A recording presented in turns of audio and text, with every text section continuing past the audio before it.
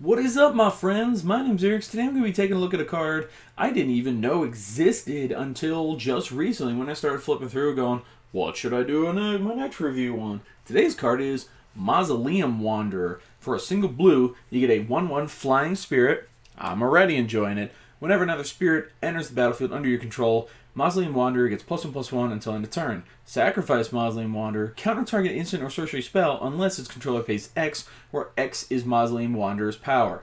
First thing that comes to mind, it is immediately pressure on the board as a single cost, 1 blue for a 1/1 flyer, and if they want to, well, let's say you're playing against a green-black Delirium, they want to, on their turn, immediately go and try to start filling the graveyard with Vessel of Nascency, I believe it's Nascency, or maybe Gather the Pack. I mean, this is just, no, they have to pay one more because, I mean, if you know they're playing Delirium, that one more right at the start of the game slows them down quite a bit, and I think that's super, super nice, powerful, good way to look at that. Obviously, that's only against the black-green Delirium decks, but, I mean, seriously, what deck out there doesn't play in instant or sorcery? I have a hard time believing there are any out there that play zero and work well. Looking at it, I don't like how what you need to do is have spirits come into play under your control and then gets a temporary boost to make the countering more, make them pay more for the counter. But I do understand that you don't want it to be +1/+1 counters because then it gets a little ridiculous. But there are other ways of doing it. If you could find some kind of Lord, or if you could put a +1 counter on it with, say, I believe Essence Flux will flicker a spirit and then put a counter down. So there's that. You could probably, I don't think anybody would, but Sanctifier of Souls, the card I reviewed yesterday, you could also go and exile a creature out of your graveyard to make a spirit token, and that might help. There are plenty of cheap spirits. Just, the spirit deck looks very good. And like I feel like it could be played as aggro or mid-range. Well, I guess that's what you call tempo. I feel it's a very good tempo deck, and it's unfortunate that I don't see it too many times in the top 8 in the last couple tournaments. Maybe I'm not paying close enough attention, but I don't think it made top 8 in any tournament recently. But yeah, I have seen one person at my local store playing White Blue Spirits, and it just annihilates. It's so fast, it's so powerful, and it's consistent. It's amazing to me.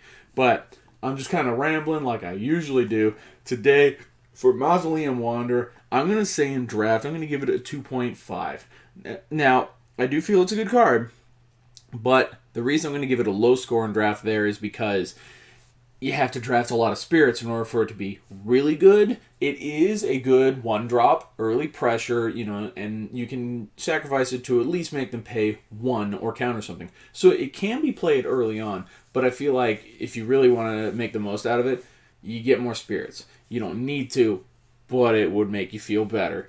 Standard, a 3.5, because I have seen what this thing can do, and it does wreck face. You can block, you can go and then flash in some spirits, and then that's already making it bigger right there. You could Essence Flux it. You can just, like I already said, you could just go and not do any of that. Just play it as a 1-drop and put the early pressure as far as 1 damage a turn for the first couple turns, and then there's that counter right there in their face, and there's probably not a whole lot they can do about it, with especially against the black-green Delirium. Burn spells, too. The downside to that is if somebody's going to burn it, say Galvanic Bombardment is the first one comes to mind. If they're going to shock it for 2 damage, you take the 2 damage or you sacrifice it to counter it, and whatever. You lose it either way. But that's how it goes. Burn is kind of one of those things. But other cards that are instants and sorceries, I think this will be quite a problem for them. They'll have to keep it in mind the whole time. And you could always surprise flash down, like a Rattle Chains. Find a way to give this guy... You have Rattle Chains down, you give this guy Hexproof, he gets a little bit bigger, and it gets stupid ridiculous. Just trust me on it. If you want to see it for yourself, build the deck. I don't even think it's that expensive, but it's good. Modern, a 3. I don't think spirits are big in Modern, but this guy definitely looks good, and I feel like if Curse Catcher's a thing, why can't this guy be a thing in Modern, right? Curse Catcher, I believe, can counter anything, but, pros and cons. You can't have everything out of one thing, right?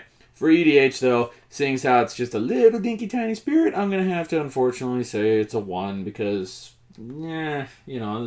it's too tiny. Paying 1 more to counter, not a big deal. Spirits are not a relevant tribe in EDH. So, yeah, short and sweet. Short and sour on EDH, I should say. Short and bitter. But, that's what it is. So, that's what I'd say about it. If you like what I have to say, leave a like. Let me know if you have a different opinion down below. And thank you guys for watching. I'll see y'all next time.